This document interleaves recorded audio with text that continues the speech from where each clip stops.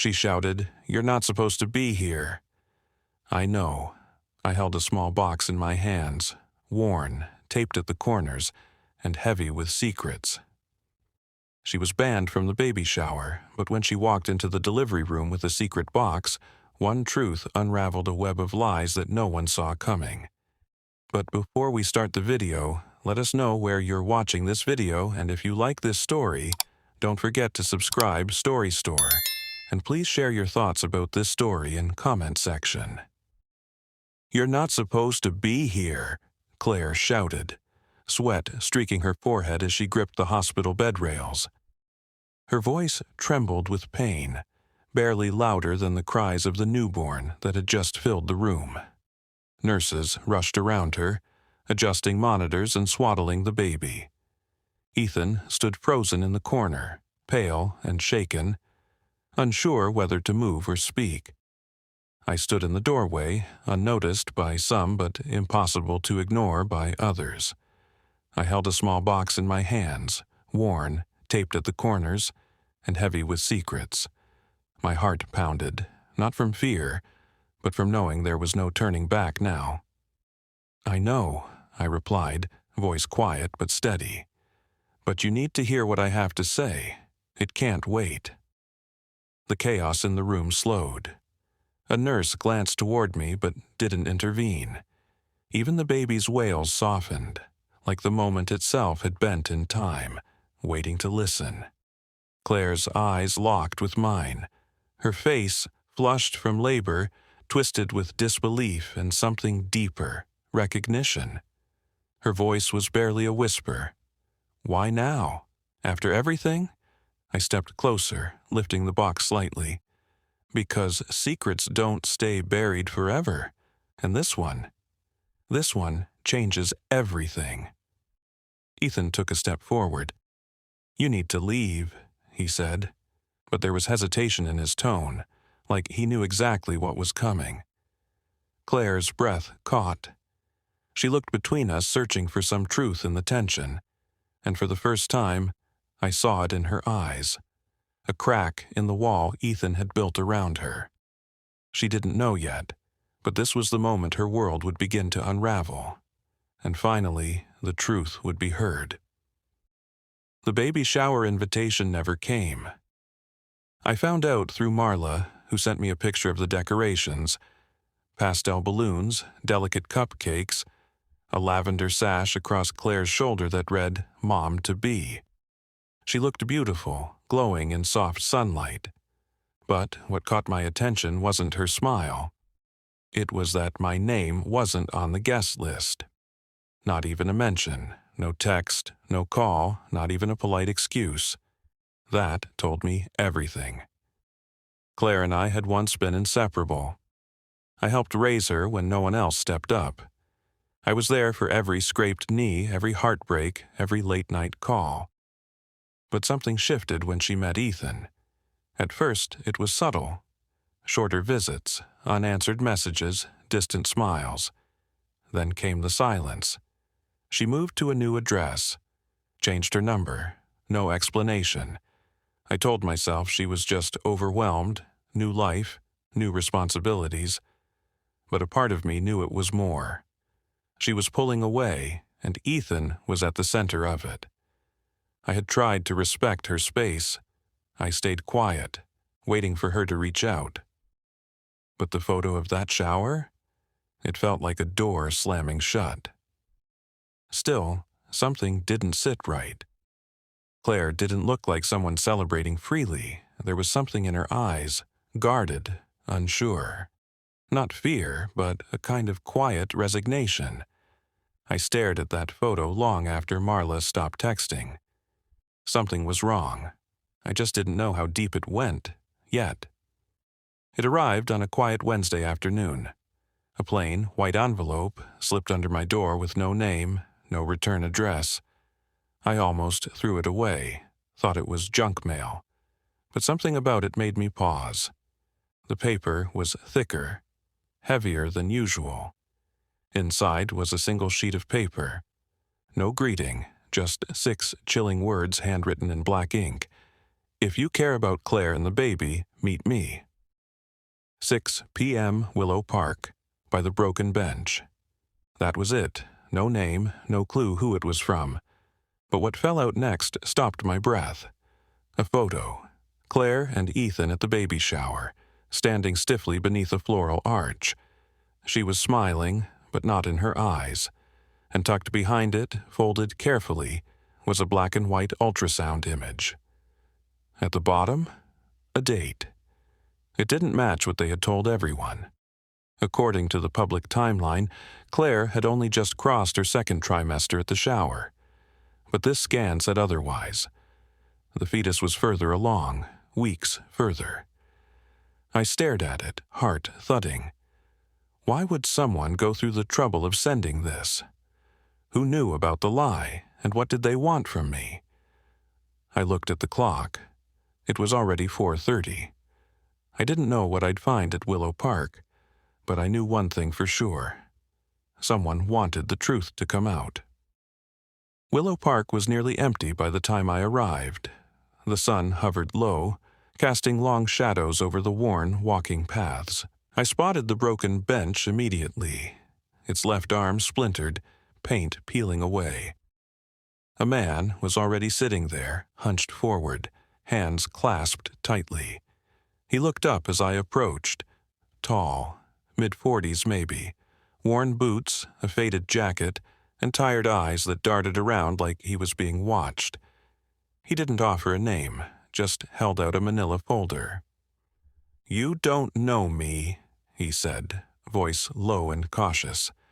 "But I know what Ethan did, and Claire, she deserves the truth."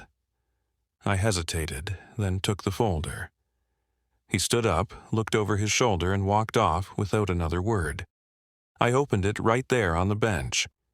Inside were medical records from a private clinic, screenshots of emails, and, at the very back, a DNA test. My fingers trembled as I flipped through the pages. One document made me stop cold. The paternity test showed a strong mismatch between Ethan and the baby.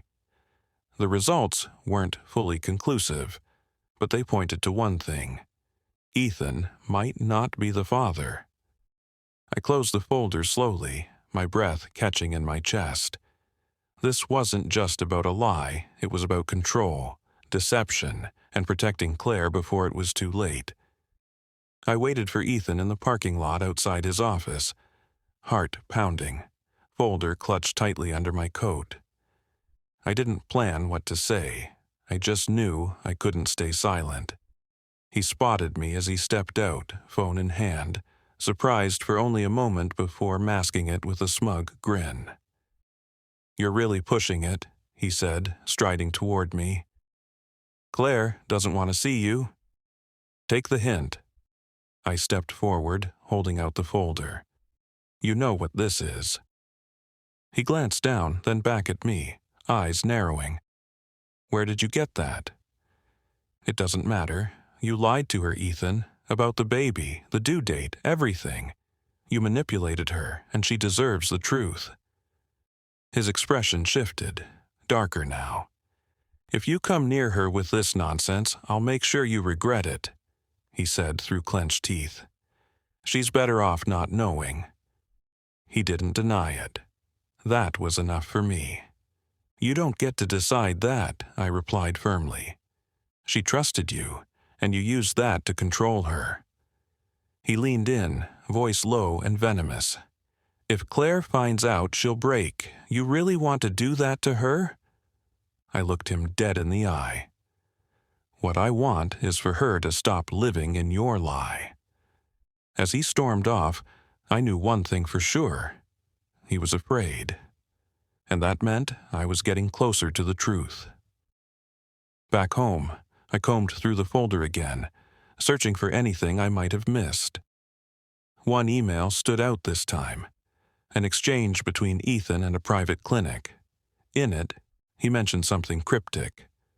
"It's in the locker. No one knows but me. Same code as before." A locker at the hospital? I reached out to Aaron, an old friend who worked in administration at St. Mercy. I didn't explain much, just that it was urgent and involved Claire. He hesitated but agreed to help. An hour later, we were standing in front of locker 17 in the old maternity wing. Aaron punched in the code. The lock clicked open.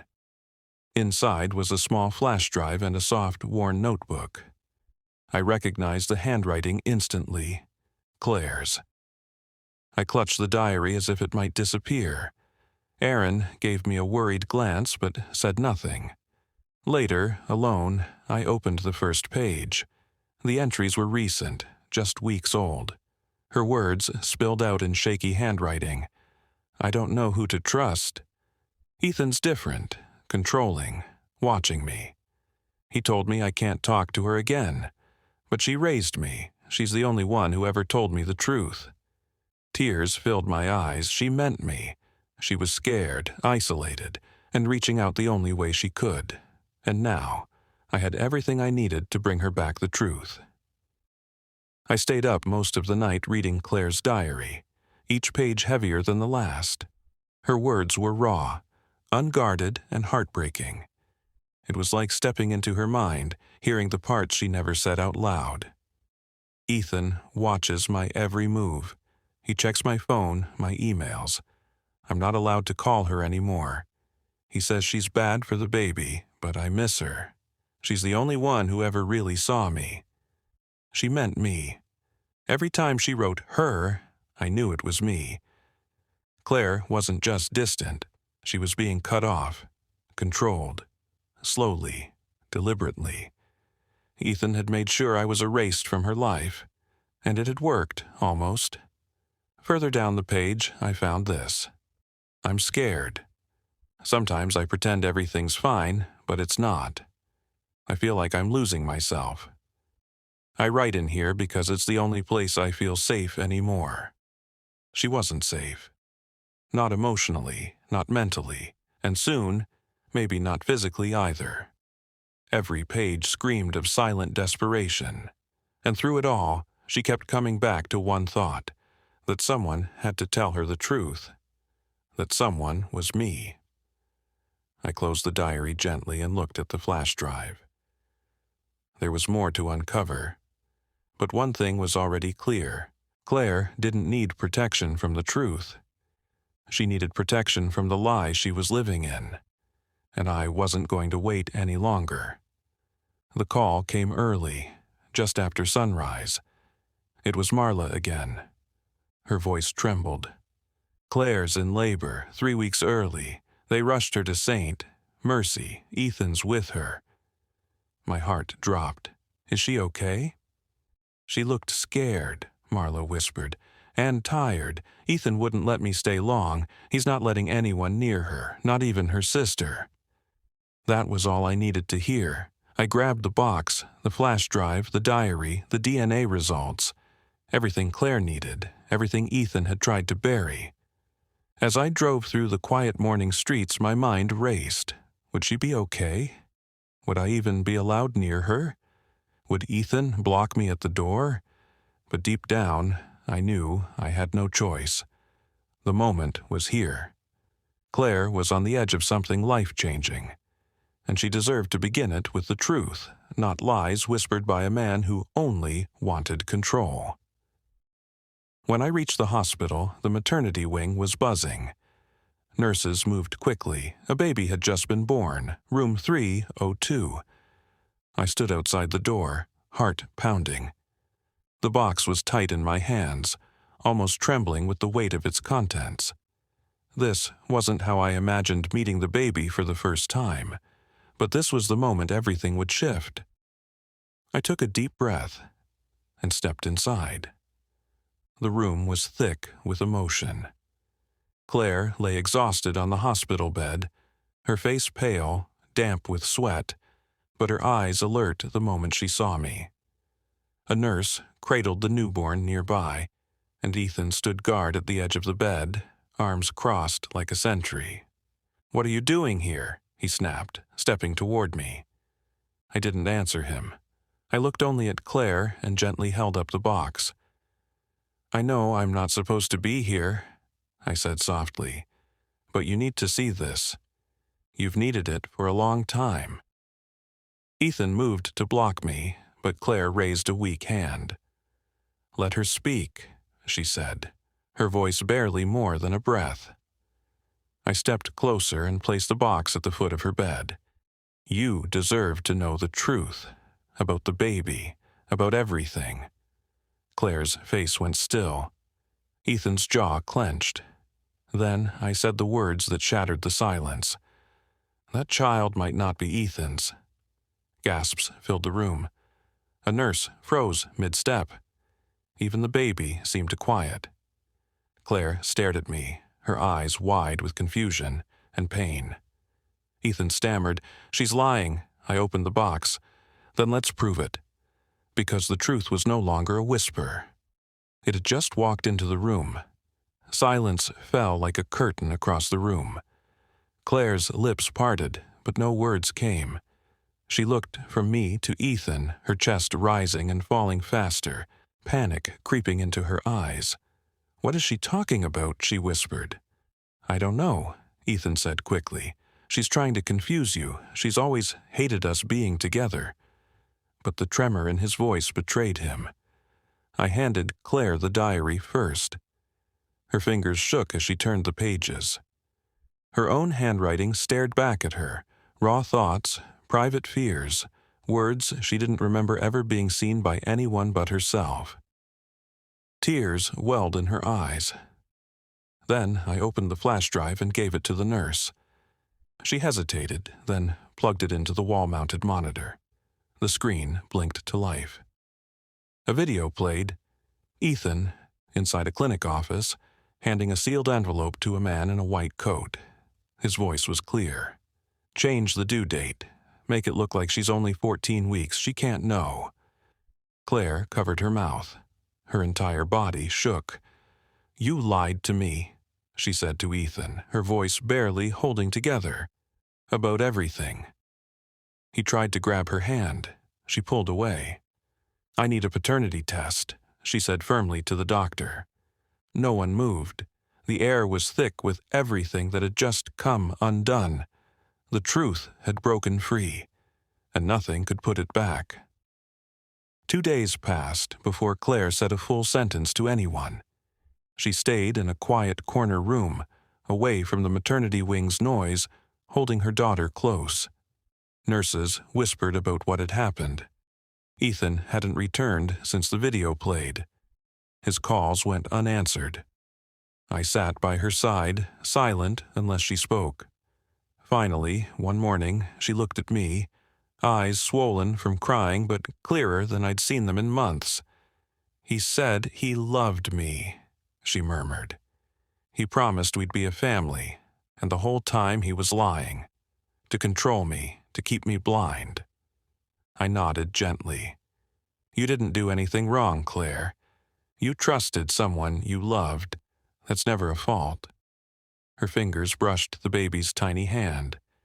"He's not her father, not really. He knew it. That's why he changed the dates."